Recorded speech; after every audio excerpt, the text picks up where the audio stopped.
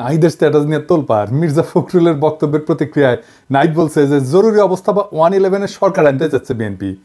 আসলে কি 111 আসতেছে? আওয়ামী শিবিরে উল্লাস, গর্ত থেকে বাইর হয়ে মিলিটারি কুয়ের স্বপ্ন দেখতেছে। স্বপ্ন দেখা ভালো, ওদের ড্যাডি ওই যে সোহাদির বডিগার্ডও প্রচুর স্বপ্ন দেখতো। স্বপ্ন দেখতে দেখতে তার স্বপ্ন দোষও হইতো। আল্লাহ বাঁচাইছে, তেজসপত্র যদি জায়গা মতো পড়লোই নি, তাহলে আরো কয়টা আজ 10 জন্মাইলনি, দুটাই জান কালা কালা করে দিছে। আরো কয়টা থাকলে কি হইল নি আল্লাহ জানে। আমি নিজেও কইছি যে ওয়াকার কি সিসির মতো সরকার বানাইতে চায়। তাই অনেকের মনে হইতে পারে দাদাই তো কইছিল, তাইলে হইতেছেটা কি? কয়দিন আগে না দাদা কইলেন যে 75-এর সাথে মিল আছে, ছাত্ররা কোণঠাসা হইয়া যাইতে পারে। ছাত্ররা কিঞ্চিত কোণঠাসা হয়েছে, কথা সত্য। কিন্তু আমি এটাও মনে করি ছাত্ররা রাইট স্ট্র্যাটেজি নিলে এই অবস্থা থেকে উত্তরণ সম্ভব। প্রথমে আমরা কুয়ের বা জরুরি অবস্থার সম্ভাবনার কথা নিয়ে ভাবি।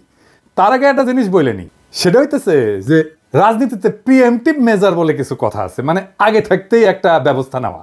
তো ওয়াকারকে যখন বলছি যে সিসির মতো সরকার বানাইতে চাই কিনা, ওইটা ওয়াকারকে আমি সতর্ক করছি যে এই কামটা কইরেন না, সেই কথাটাই বলছি।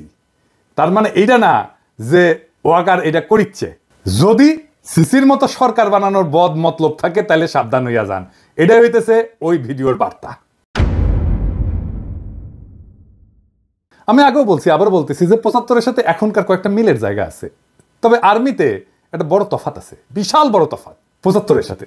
75-এ আর্মির একটা ছোট অংশ বিপ্লব করছিল, আর বিপ্লবের পরে শেখ মুজিব জয় বাংলা হইয়া যাওয়ার পরে জনগণ মাঠে নেমে আসা ওই বিপ্লবী শক্তিকে অভিষিক্ত করছিল। আর 24-এ আর্মি মাঠে বিপ্লব দমন করার জন্য মাঠে ছিল। তারা প্রথম দিকে জনতার দিকে গুলিও করছে।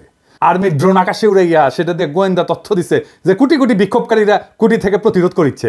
আর ওই পুলিশ সেই তথ্য পেয়ে আন্দোলনকারীদের বিক্ষোভকারীদের চিহ্নিত কইরা ওই জায়গায় স্নাইপার পাঠাইছে। এলাকা ব্লক রেড দিয়া কারফিউ দিয়ে আন্দোলনকারীদের আটক করেছিল না আর্মি? আমরা তো ভুলি নাই, তাই না? এই ভূমিকা রাখার পরেও আর্মির সৈনিক আর জুনিয়র অফিসাররা একটা সময় গুলি চালাইতে অস্বীকার করছে। সেটা হইতেছে 5ই আগস্ট সকালে। এই যে হাসিনার আজ্ঞাসনা থেকে শুরু কইরা গুলি চালাইতে অস্বীকার করা, এটাকেই বলে বিপ্লবী রূপান্তর। আর্মির এই সেকশন মানে জুনিয়র অফিসার আর সৈনিক লেভেলে একটা বিপ্লবী রূপান্তর ঘটিছে। এই আর্মি হাসিনার আর্মি না, এই আর্মি জনগণের আর্মি, জনতার আকাঙ্ক্ষার সাথে থাকা এক গণমানুষের বাহিনী, এক গণবাহিনী। এটা আমি আর্মিকে তেল দেওয়ার জন্য বলতেছি না। আপনারা যারা 5ই আগস্টের রাস্তায় ছিলেন তারা জানেন যে এই আর্মি জনতার পক্ষ হইয়া হাসিনার পুলিশের বিরুদ্ধে, ছাত্রলীগ যুবলীগের গুন্ডাদের বিরুদ্ধে গুলি ছুটতেছে। আর্মি হাসিনার শাসনের খুঁটির বিরুদ্ধে দাঁড়াইছে। আর্মি হাসিনার শাসন, হাসিনার ছায়া থেকে বাইর হয়ে আসছে। এটাই রূপান্তর। তার অস্ত্রের নল ঘুরে গেছে শাসকের দিকে। এইটার প্রতীকী মূল্য অপরিসীম। এই বাহিনী অন্তত এখন জনতার বিরুদ্ধে দাঁড়াবে না। তারপরেও বলা যায় না, কু করতে তো বেশি লোক লাগে না। 111-এর সময় তো কু করেছিল 10-12 জন নাকি শুনেছি। তাই আমি বলতেছি না কু হওয়ার সম্ভাবনা শূন্য, হইলেও হইতে পারে।